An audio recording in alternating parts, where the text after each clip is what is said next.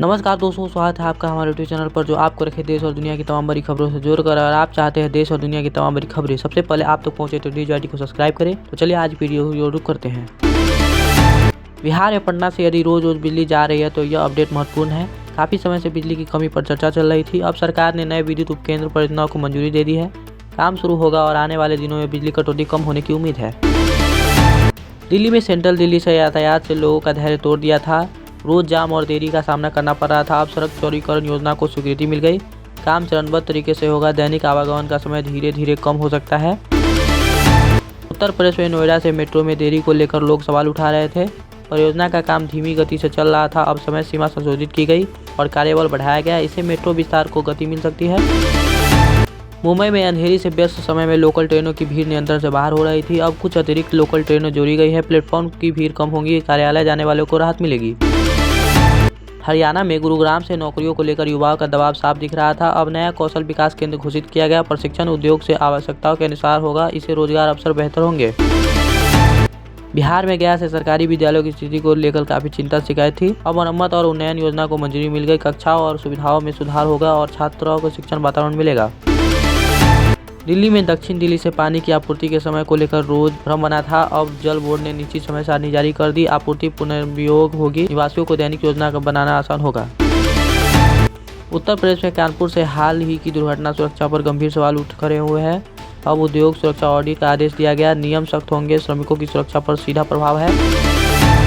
मुंबई में चेंबूर से फ्लाईओवर में आई दरारों में लोगों की सुरक्षा को लेकर चिंता बढ़ गई। अब मरम्मत कार्य आधिकारिक रूप से शुरू हो गया है। कुछ दिनों तक यातायात धीमा रहेगा और सुरक्षा बेहतर होगा। हरियाणा में फरीदाबाद से सार्वजनिक परिवहन प्रणाली असमान रूप से चल रही थी। अब बस मार्गों को पुनर्गठित किया गया। नए सीधे मार्गों को जोड़े गए। यात्रियों को दैनिक सफर आसान हो सकता है। बिहार में मुजफ्फरपुर से मौसमी बीमारियों के मामले बढ़ रहे थे। अब स्वास्थ्य शिविर अभियान शुरू किया गया। निःशुल्क जल उपलब्ध होगी। लोगों को समय पर उपचार मिल सकता है। दिल्ली में पुरानी दिल्ली से अवैध पार्किंग ने बाजारों की आवाजाही रोक दी। नए पार्किंग नियम लागू किए गए। समय सीमित पार्किंग होगी। ग्राहकों को कुछ जगह मिलेगी। उत्तर प्रदेश में मेरठ से खेती की लागत ने किसानों को दबाव में डाल दिया। अब सब्सिडी से जुड़ा नया अपडेट घोषित किया गया। बीज और उर्वरक पर सहायता मिलेगी। खर्च कुछ हद तक नियंत्रित हो सकता है। मुंबई से कोलंबो से समुद्र तट की गंदी स्थिति पर लोग सवाल उठा रहे थे। अब सफाई अभियान शुरू किया गया है। नियमों निगरानी होगी। जनता को स्वच्छ समुद्री तट का अनुभव मिलेगा। हरियाणा में रोहतक से गलत बिलों के उपभोक्ताओं को परेशान कर दिया था। अब ऑनलाइन शिकायत प्रणाली का अपडेट किया गया है। समाधान तेज होगा। लोगों को समय बचेगा। बिहार में भागलपुर से रात की सुरक्षा को लेकर चिंता बढ़ गई थी। अब नया पुलिस गश्त योजना लागू की गई है। रात्रि जांच बढ़ेगी। सुरक्षा का एहसास बेहतर होगा। दिल्ली में पूर्वी दिल्ली से OPD की भीड़ एक बड़ी समस्या बन चुकी थी। अब OPD के समय को बढ़ा दिया गया है। मरीजों का दबाव विभाजित कर कामकाजी लोगों को लाभ मिलेगा।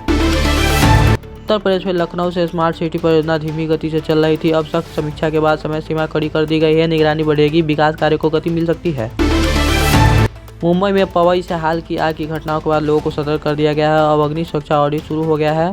सुरक्षा मानकों की जांच होगी। जोखिम कम हो सकता है। हरियाणा में पानीपत से मानसून में जलभराव हर साल समय बढ़ रहा था। अब जल की निकासी परियोजना को मंजूरी मिल रही है। काम शुरू होगा। बाढ़ का खतरा कम होगा। तो दोस्तों ये थी आज की बड़ी और मुख्य खबरें। अगर आपको ये वीडियो पसंद आए तो वीडियो को लाइक और चैनल को सब्सक्राइब करें। मिलते हैं नेक्स्ट वीडियो में। धन्यवाद।